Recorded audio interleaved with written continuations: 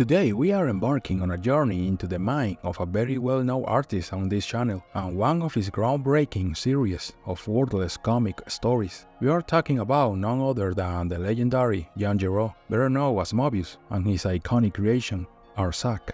Prepare to be transported to surreal landscapes where words are unnecessary and art takes center stage. In this video, we'll unravel the mysteries of Arzach, explore its enigmatic protagonist, and delve into the surreal and symbolic world that Mœbius masterfully crafted. Join us as we uncover the artistic brilliance and enduring legacy of Arzach.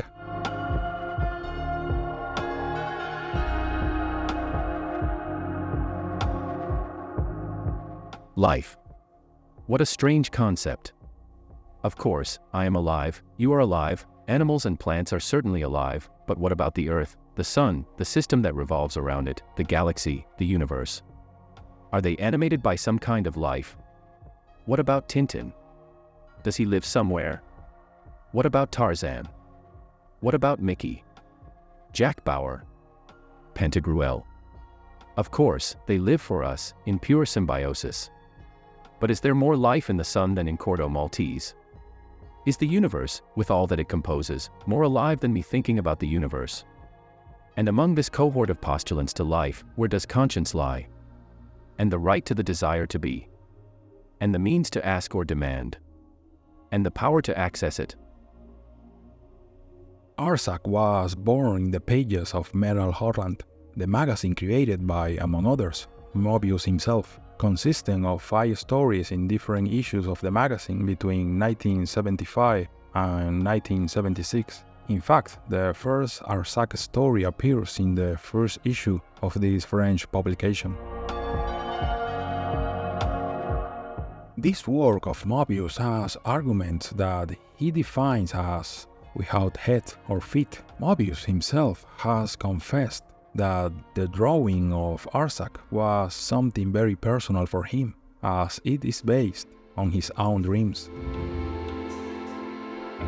In these first story arcs, the French artist experiments with narrative, graphic, and the play of images and colors, presenting a story without words, where the images describe and show a solitary individual riding a kind of pterodactyl that travels over immense landscapes, where many times there is only him and in others he encounters strange fantastic beings.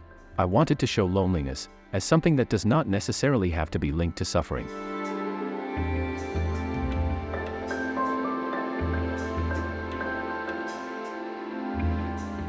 The stories typically follow a recurring character. He embarks on surreal and dreamlike adventures, while there isn't a traditional narrative with a clear beginning, middle, and end. The first 5 stories featured in Metal Horland are divided into Arzach, Arzach, Arzach, Arzach, and Arzach. The first one consists of 8 pages where the character flies riding a kind of bird similar to a pterodactyl and has a strange encounter with some primitive-looking characters.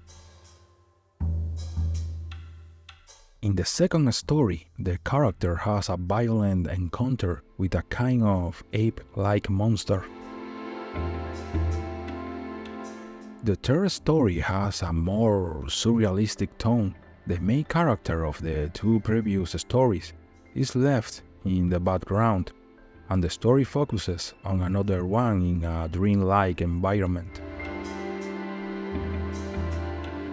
The fourth story is the most enigmatic and the one that leaves the readers full of questions. The character walks on a landscape where there is a huge human skeleton. Then he flies over an army to later show some dark sorcerers.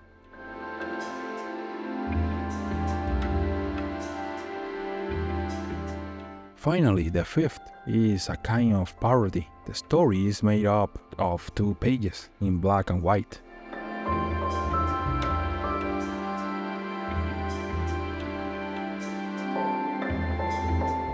In addition to several adaptations in books that compiled all of the stories, the comic was turned into a cartoon called Arzach Rhapsody by France 2 channel. This animated series consists of 14 short episodes. They don't seem to have a clear connection between them. Mœbius drew these episodes in 2002. While the animated series retains the dreamlike world from the comic, it also introduces new characters.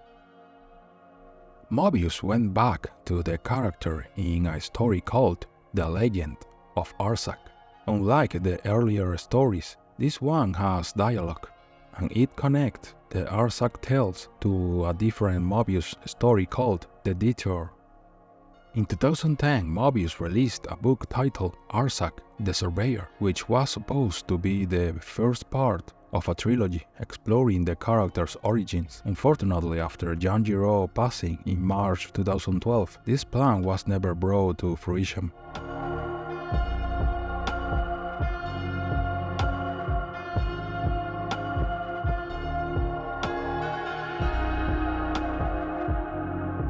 Arzach is credited as the inspiration for the final sequence, Tarna, of the animated movie Heavy Metal from 1981. Arzach had a big impact on the creation of the video game Panzer Dragoon, especially its art style. Jean Giraud even helped out with original art for Team Andromeda's game.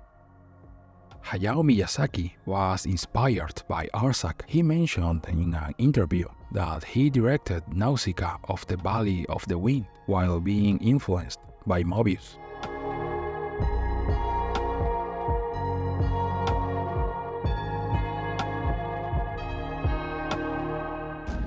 Arzach stands as an enduring masterpiece in the world of comics, renowned for its groundbreaking visual storytelling and surreal, symbolic narrative. This story symbolizes themes of freedom, exploration, and isolation within a dreamlike and enigmatic world.